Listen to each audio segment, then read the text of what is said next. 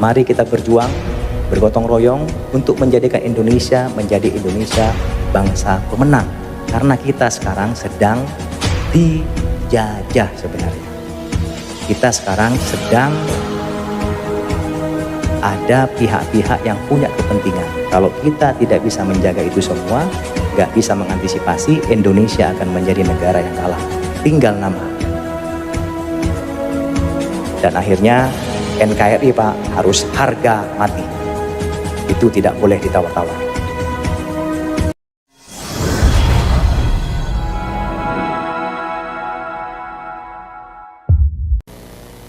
Nah, ini kondisi Indonesia dari perspektif ancaman. Nah, ini Pak, negara-negara tetangga kita itu jangan dianggap remeh. Mereka punya backing semua Pak. Indonesia dari dulu kita menamakan diri sebagai negara non-blok, tidak memihak kanan kiri. Jadi kita kalau diserang oleh negara lain, kalau kita gak kuat, tinggal nama. Tapi negara tetangga kita seperti Selandia Baru, Australia, Singapura, Malaysia, Inggris, ini membentuk yang namanya FPDA, Five Power Defense Agreement. Jadi organisasi ini adalah organisasi persemakmuran Inggris Raya. Kalau Malaysia misalnya diserang oleh negara lain, maka 5 negara ini juga akan membantu. Kalau Singapura perang sama kita Pak, bukan hanya Singapura yang menyerang kita, tapi 5 negara ini akan menyerang kita juga. Makanya mereka bergaya Pak, gak takut. Malaysia sudah mencaplok Sipadan Ligitan, kalah kita. Nah ini di belakangnya banyak nih, ada Selandia Baru, ada Australia, ada Inggris, kalah. Sipadan Ligitan lepas ke Malaysia. Ini Pak, Sipadan Ligitan, Blok Ambalat, ini Malaysia. Singapura yang negaranya kecil ya, sebesar kota Malang, dia berani-beraninya Pak melaksanakan reklamasi pantai ke arah kita. Berani-beraninya dia tidak setuju menolak nama KRI Usman Harun. Apa hubungannya? Kok berani negara kecil? Ya berani karena ini Pak di belakangnya. Indonesia takut. Tapi kemarin Indonesia sempat tegas. Oh nggak peduli. Bagi saya Usman Harun itu adalah pahlawan. Bagi Anda mungkin ya silakan. Pemberontak kami gak ada urusan. Tapi bagi kami Usman Harun adalah pahlawan. Nah itu hebat. Berani kita. Akhirnya tetap mereka tidak ngungkit-ngungkit lagi. Nah ini Pak, ini salah satu bukti negara kecil kok berani gitu loh ke Indonesia. Kurang ajar gak kira-kira? Ngelama dia. Lawan Malang aja Arema gak berani. Lawan Indonesia ya kurang ajar. Australia Pak. Nah, menyadap pejabat tinggi kita, disadap. SBY ya, bayangkan ini negara tetangga kita, jangan dianggap remeh, ini bisa berbahaya kepada kita Pak. Ini skenario Pak, bayangkan ini sudah mulai disetting, diskenariokan. Tiongkok nanti akan mendapat bagian Kalimantan. FPDA, Australia semua tadi itu, Inggris, Malaysia, Pulau Sumatera dan NTT. Pulau apa ini Pak? Sulawesi itu nanti ISIS Pak. Kemudian ini yang paling kaya raya ini. Ini punyanya Amerika Pak. Ini bayangkan Pak, kita sudah dibagi-bagi seperti itu. Makanya Panglima TNI Pak paling getol sekali. Beliau menyampaikan masalah wawasan kebangsaan. Kalau negara kita, masyarakat kita tidak kuat Pak, seperti sekarang ini, mudah dihasut, diprovokasi, diadu domba, mereka akan mudah sekali Pak membagi-bagi kekayaan bangsa kita ini. Nah, ini sudah ada desain dari luar, Yang jelas biar Bapak semua mengetahui. Ini mungkin orang nggak percaya, ya silakan nggak percaya nggak apa-apa. Tapi ini sudah melalui berbagai data, fakta, informasi yang akurat. Gak usah jauh-jauh Pak, Timur-Timur aja lepas. Apalagi yang sangat kaya. Banyak orang melirik Pak. Timur-Timur hanya sebagian kecil, ada celah timur di situ. Ini sudah banyak sekali yang mengincar. Apalagi Papua. Papua itu kita keruk aja Pak, sudah ada emasnya. Sekarang ada nambah lagi, ada uraniumnya. Siapa yang nggak tergiur? Emasnya gak habis-habis Pak, Freeport itu. Semua emas yang mensuplai Amerika, yang mensuplai Eropa, itu kebanyakan dari Freeport. Ini Amerika nih, oke janjian dia, oke Tiongkok ini kita bagi-bagi, biar kita gak tukaran, saya Papua lah.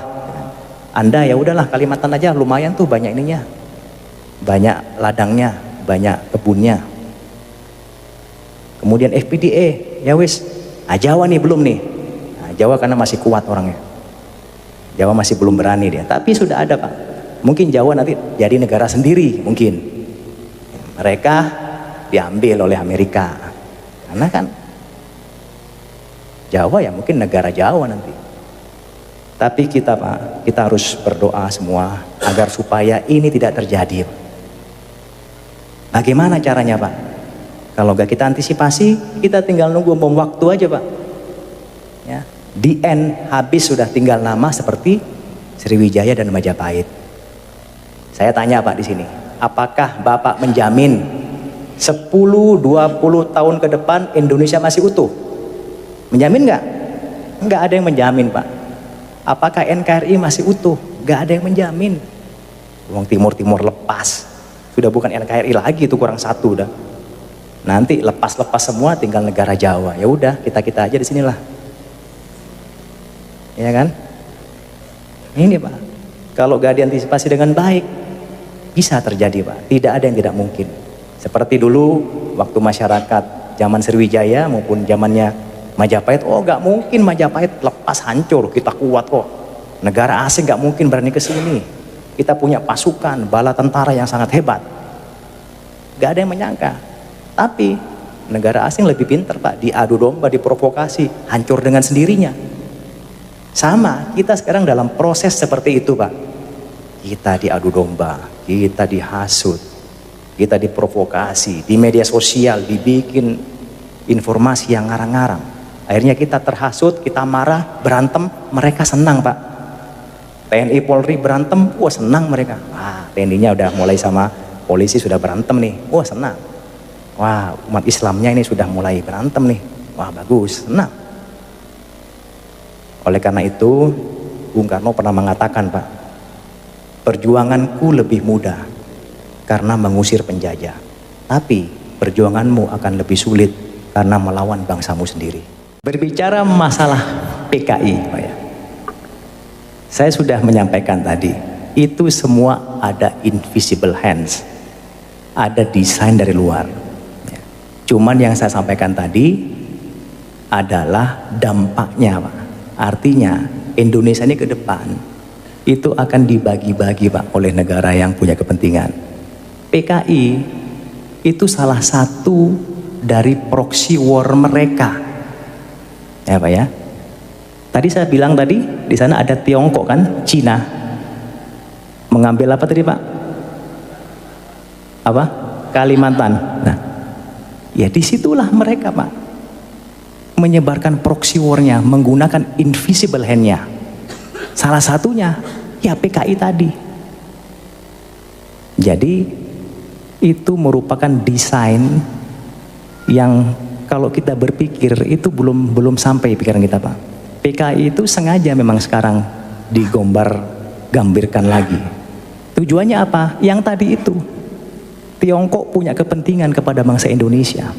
Salah satunya biar kita, bangsa kita semakin carut marut, dimasukkanlah isu PKI.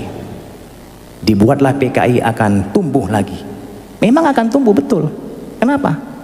Kita tidak boleh memungkiri Pak. Orang-orang yang berjiwa komunis itu sudah masuk ke kalangan kita, masuk di pemerintahan, di DPRD, ya, bahkan di ulama, mungkin juga di TNI Polri sudah ada, Pak. Cuman kita gak usah lah, ini kan saudara kita semua. Yang saya bahas tadi itu adalah orang-orang pihak luar yang punya kepentingan. Mereka menggunakan bangsa kita sendiri, Pak. Kasihan, kita menjadi korban.